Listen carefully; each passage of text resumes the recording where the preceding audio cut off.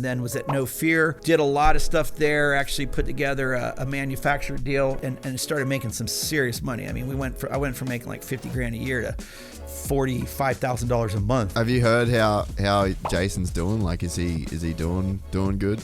Yeah, there you go.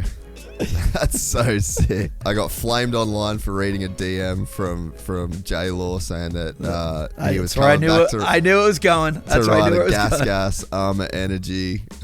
You were putting together a deal. How close was that from happening? What was what actually happened there? Because I never chased it up.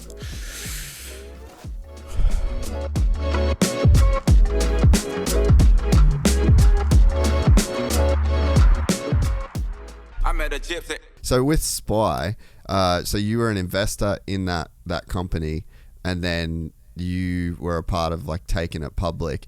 Does that company then give you the freedom, like you kind of didn't have financial troubles, or not troubles, but like you could financially do whatever you wanted after that point, or like what did that deal look like for you? Unfortunately, no, that didn't. I'd say, when you go public, I mean, I'd say that it was all teed up for a lot of us to do really, really, really well. And it didn't in the end, especially if you hung on to your stock too long. A lot of people say to me, even to this day, oh, you told me to buy the Monster stock, but I sold it too soon. So, a lot of it has to do with timing. And, it's not like I was I would say, for myself, more it was what I did day to day, being a part of building Spy. I mean, I was, literally packed a suitcase full of snow goggles, went on the road, traveled all over in my rental car, and going to all the different ski resorts and launching our snow goggle program and being a part of, the development with the Moto goggle. And, I raced 80 out of 96 nationals on amateur day while I was the sales manager and business development at Spy, because I would go travel with the sales reps, meet with accounts during the week. We'd invite them out to the race on the weekend, and FMF actually used my bike as a display bike. I was fortunate, FNS Suzuki, they gave me 4 bikes a year.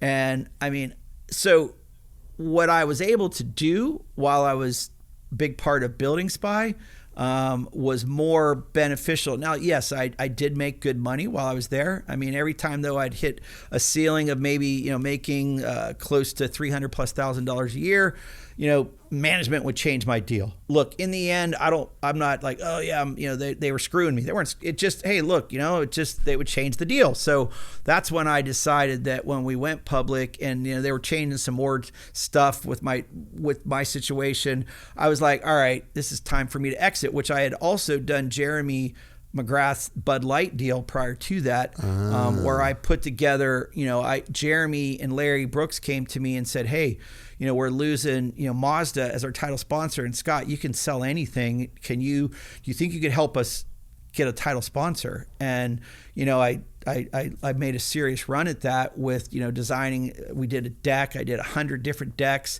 I actually brought some of the stuff. I brought letters, Rolex, McDonald's, Pepsi, Coke, Miller. We sent out 100 decks, FedExed. Every one of them was designed for the brand. It wasn't like your logo here. It was actually the graphic was, the bike was Coke or Cheerios or Snickers, and the gear and the helmet and the semi.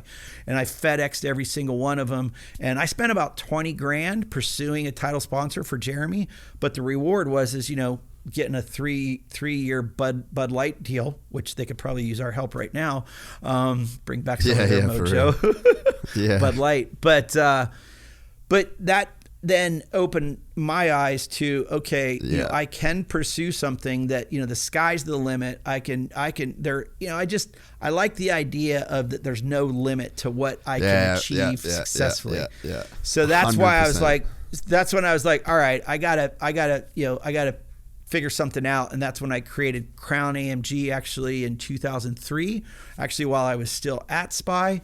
And the initial deal was I was going to take all the moto business out of the internal company, and it was going to be part of Crown AMG, because we were, very aggressive with the moto category, and there's a lot of other people that had joined the company that were more from the surf culture and the snow culture, and they just didn't really see it as a value, which is kind of crazy, because I then went on to use that as the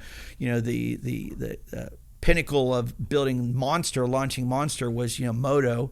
And so that actually then ended up kind of changing, didn't come to fruition when I left. And actually No Fear and Spy were my partners in the beginning of Crown AMG. And when I was pursuing the deal with Monster, they were pursuing a deal with Pepsi, and it became an issue that they were like, well, you can't be selling. I'm like, wait a minute. If I'm going to be an athlete agent, I can't be married to one drink 100%. Deal. Yeah. So I actually I bought them out of their percentage of Crown AMG, Crown Athlete Management Group. The name was I Like Crowns, and I actually had the S55 Mercedes at the time, the AMG. Yeah. So I just like, how can I tie Crowns? I like Crowns. I like King. I like all that look. And so Crown AMG was Crown Athlete Management Group, but it was really because I like Crowns, and I had the S550 Mercedes that I tied into creating the name of the brand. So, but yeah, so that's kind of where, I saw, and then my stock, I had my money that I invested, I had a bit of a decent return on that, but nothing like, okay, life's good, I'm done.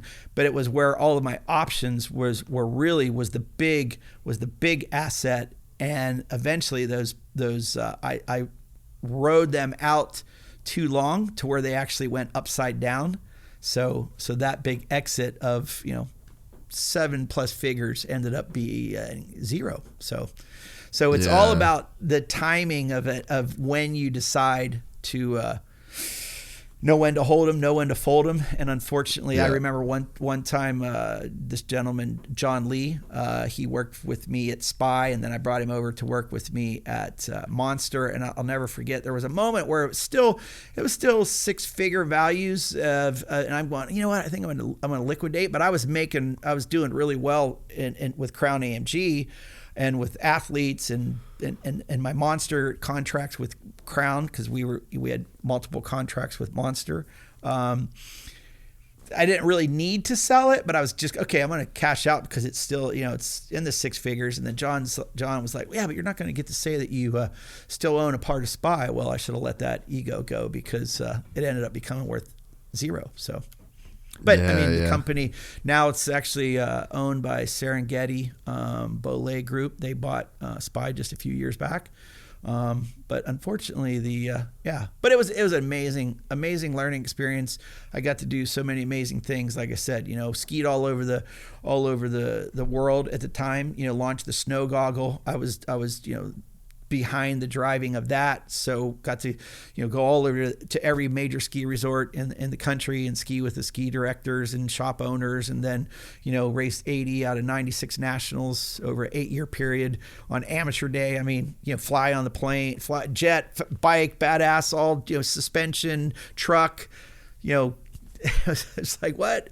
Aren't you supposed to be racing tomorrow? Because the setup was sick, my bike was sick, and everything was amazing. So, but it was a lot of fun, and was extremely grateful to everybody, especially, Donnie Emler, Little D, Joel, who's still there over at FMF. He used to most of the time be up there sweeping my gate or packing my gate from FMF to get me ready for I raced 3 classes one year at Millville, going through those whoops for 6 motos. My legs were still hurting the next weekend at Binghamton. So. We're excited to announce the launch of our new membership site, gypsytales.com, packed with exclusive content and perks that you won't find anywhere else. This is your chance to become a part of the Gypsy Gang. And as a special bonus, if you sign up to an annual membership, you'll be entered into the draw to win our custom-built TC125. Gypsy Gang.